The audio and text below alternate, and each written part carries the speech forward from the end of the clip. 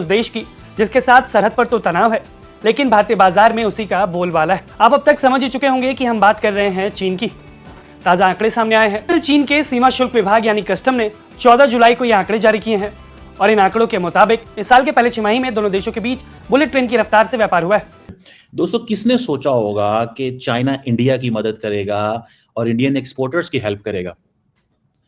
India की जो exports हैं चाइना को वो इंक्रीज हो रही हैं इन पिछले कुछ महीनों में, जिसमें बहुत सारी मरीन प्रोडक्ट्स हैं, इलेक्ट्रॉनिक्स हैं। चाइना को फिर एक बार फिर रिक्वेस्ट की पाकिस्तान ने कि जी आप जो है तकरीबन रुपीज 170 बिलियन रुपीज जो है उसके लिए कि जी उसका जो लोन हमने वापस करना है या जो हमने पाकिस्तान की तरफ से जो चाइना को पैसा बनता है वो देना है। लेकिन बहरहाल चाइना ने इस बात से साफ इनकार कर दिया। चाइना ने बिल्कुल रिजेक्ट कर दिया है पाकिस्तान की रिक्वेस्ट को कि रुपीज 170 बिलियन जो पेंडिंग है पाकिस्तान की तरफ जो ड्यूज है सीपीसी के उसको के फिलहाल के लिए ना लिया जाए। या मोदी जी ने मुझे लगता है चाइना को पागल कर देना है, क्योंकि चाइना भारत को सराउंड करने की कोशिश कर रहा था। अब इंडिया और चाइना के जो ताल्लुकात के अंदर जो डाइवर्सिफिकेशन आई है, देखिए ये थोड़ा समझने की जरूरत है। चाइनीज बहुत स्मार्ट प्ले करते हैं। चाइनीज स्मार्ट प्ले क्यों करते हैं? बिकॉज चाइनीज को इस चीज का पता है कि हमने इंडिया को कैसे एलोर करना है, कैसे अपने साथ मिलाना है। उनको नरेंद्र मोदी का भी पता है कि मोदी को कैसे इंगेज करना है। ठीक है, उनको इस चीज का बहुत अच्छे से अंदाजा। अब जो मैं आपको बात बता रहा हूं कि चाइनीज इंडियन एक्सपोर्टर्स की हेल्प कर रहे हैं क्योंकि ट्रंप ने उन पर टैरिफ लगाए हुए हैं। अब इस चीज में तो कोई शक नहीं है दैट चाइना का जो trade surplus on India that is very high. अब आप देखें कि ये जो फिस्कल ईयर है इसके अगर पिछले कुछ महीनों को अगर डाटा मिले। जय हिंद दोस्तों काफ़ी बड़ी एंड इम्पोर्टेंट अपडेट है रिगार्डिंग भारत और ये चाइना।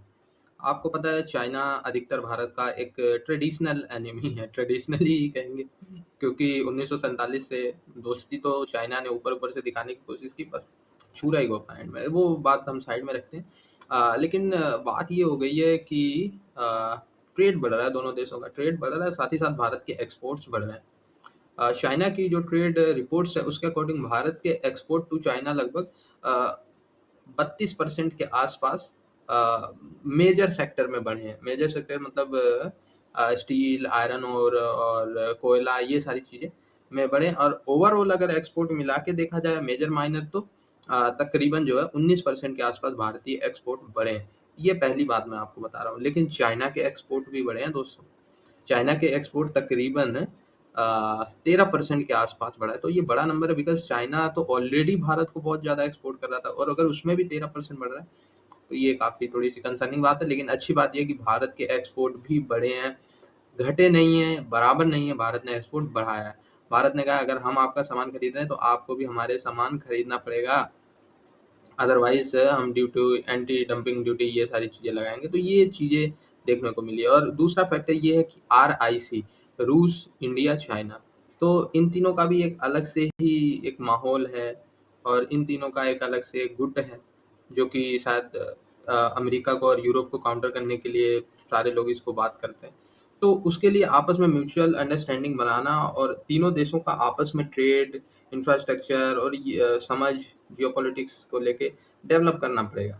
और उसके लिए ट्रेड, आपको पता है कि जब तक व्यापार नहीं होगा, पैसे का आदान प्रदान नहीं होगा, दोस्ती कितनी भी हो वो कमजोरी रहती है। तो इसलिए भी शायद ट्रेड बढ़ा है भारत से। पाकिस्तान हैरान परेशान रो रहे हैं। तो इंडिया की जो मर्चेंडाइज एक्सपोर्ट्स टू चाइना है वो 37% इंक्रीज आया। मर्चेंडाइज एक्सपोर्ट्स टू चाइना में 37% इंक्रीज आया, जो कि तकरीबन $14 बिलियन है। ये इंडिया की ministry of commerce and industry का डाटा है। और दिसंबर में ये जो गुजरा है इसमें भी काफी ज्यादा इंक्रीज आया, तकरीबन $2 बिलियन में इसमें भी उनको आया है। जस्ट ये इमेजिन करें कि इंडियंस को चाइनीज जो है वो सपोर्ट कर रहे हैं कि आओ हमारे ऊपर आओ, हमें हमसे फायदा लो, छोड़ो अमेरिका को। सो अमेरिकन जो हैं they are into this game. वो इस गेम में है कि भाई हमें किसी तरह ये जो पॉइंट ऑफ व्यू है, ठीक है, कि हमने इंडिया को टाइट करना था, वो चाइनीज ने रास्ते निकालने शुरू कर दिए हैं सबके लिए। वो कहते हैं आप घबराएं मत, आप हमारे पास आएं, हम आपको स्पेस देते हैं, आप हमें एक्सपोर्ट करें। कितना एक्सपोर्ट करना है? हमारी मार्केट खुली हुई है आपके लिए, हमारी मार्केट आपके लिए खुली हुई है, आए ना यहाँ पे। ये है चीज़। चाइनीज़ को समझ आ गई है कि जिन जिन मुल्कों के ऊपर अमेरिकन टैरिफ है उनको सपोर्ट करते जाएं। अब जो मैंने आपको बताया, अच्छा, इंडिया के कॉमर्स सेक्रेटरी हैं राजेश अग्रवाल, उन्होंने भी पिछले महीने मीडिया से बात की और उन्होंने कहा कि there is a recalibration in the supply chain, पूरी दुनिया के अंदर हो रही है और हम चाइना को अपनी एक्सपोर्ट जो है वो बढ़ा रहे हैं। और ये जो एक्सपोर्ट्स में जंप आया है चाइना के अंदर, ये बिकॉज ऑफ इंडिया चाइना के हालात खराब होने की वजह से। अच्छा, अमेरिकी सदर ने 50% टैरिफ लगाए इंडियन गुड्स के ऊपर, 25% पेनल्टी लगाई, रशियन ऑयल ले रहे हैं, ठीक है जी। इंडिया को बहुत ज़्यादा एडवांटेज था मर्चेंडाइज ट्रेड सरप्लस में, ठीक है जी। अब इस चीज़ को आप थोड़ा सा अंदाज़ा लगा लें कि 2025 में उन्होंने उनकी एक्सपोर्ट्स बढ़ा दी हैं।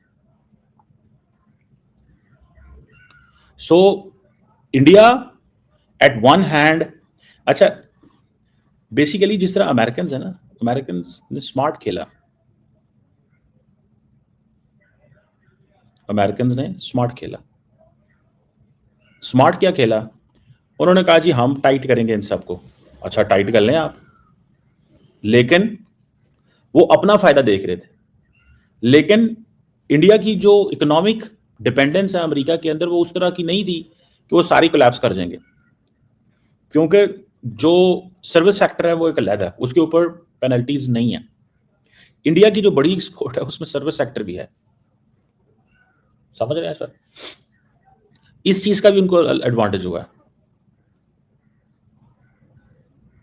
अब जो इलेक्ट्रॉनिक्स का भी बहुत सारा सामान इंडिया से जा रहा है, अमेरिकन भी बहुत सारी एक्सपोर्ट ले।